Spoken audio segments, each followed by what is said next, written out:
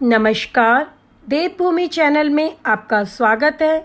आज के इस वीडियो में मैं आपको सुनाऊंगी बैसाख महात्म्य का पहला अध्याय। तो जो भी बैसाख नहा रहे हैं या नहीं नहा रहे, वह बैसाख महात्म्य और बांद्रे की कथा अवश्य सुने।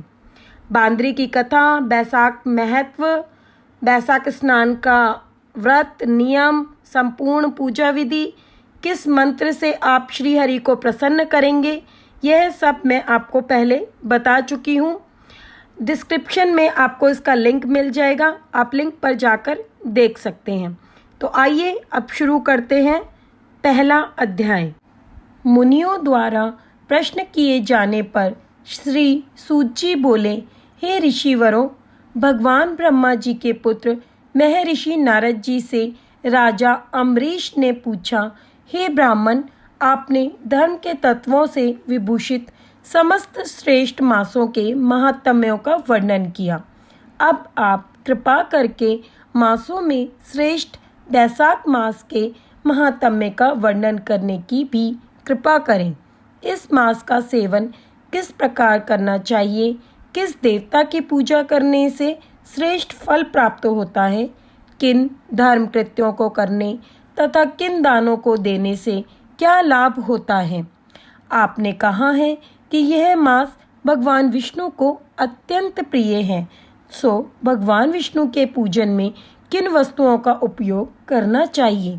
आप मेरी जिज्ञासा को शांत करने हेतु इस विषय का कृपया विस्तार पूर्वक वर्णन करें। यह सुनकर नारद जी ने कहा, हे राजन, सभी मासों के महात्म्य को भगवान विष्णु ने लक्ष्मी जी से कहा था, वही भगवान ब्रह्मा जी ने मुझे सुनाया है, उसी को मैं तुमसे कहता हूँ। वैसे तो सभी मास श्रेष्ठ हैं, परंतु भगवान विष्णु को कार्तिक, माघ, बैसाख मास सबसे अधिक प्रिय है। इन तीनों में भी बैसाख मास को अधिक श्रेष्ठ माना जाता है। इस मास के सेवन से प्राणी की समस्त अभिलाषाएं पूरी होती हैं। इस मास में धर्म, यज्ञ, तप, स्नान, व्रत आदि करने से प्राणी के समस्त पाप नष्ट हो जाते हैं। इस मास की देवता भी प्रशंसा करते हैं तथा इसके सेवन को लालायित बने रहते हैं।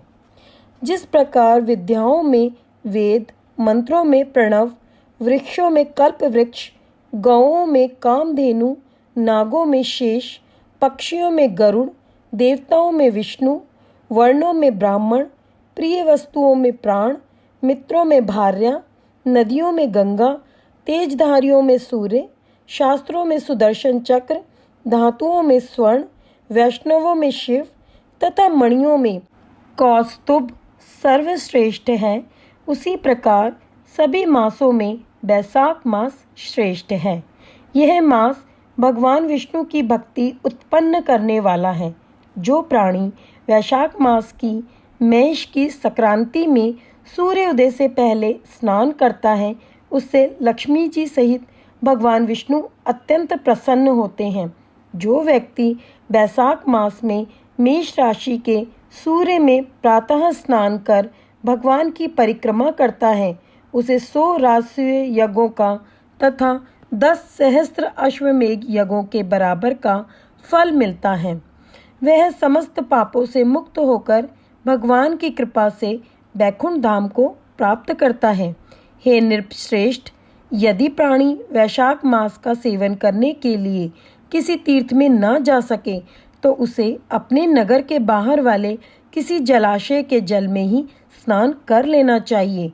प्राणी को पाप उसी समय तक त्रस्त करते हैं जब तक कि वह बैसाख मास का सेवन करते हुए स्नान नहीं करता।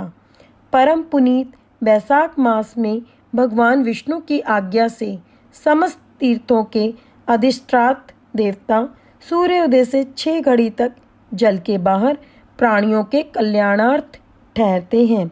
जो प्राणी इस समय तक भी जलाशय में स्नान के लिए नहीं आते, वे शापित होते हैं।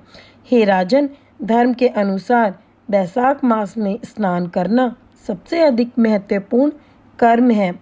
स्नान करने से भगवान प्रसन्न होते हैं। जो बैसाख में स्नान नहीं करते वह हतभागी हैं। इति प्रथम अध्याय समाप्त। यहाँ पर बैसाख महात्म्य का प्रथम अध्याय समाप्त हो रहा है। अब हम दूसरा अध्याय शुरू करेंगे अगली वीडियो में।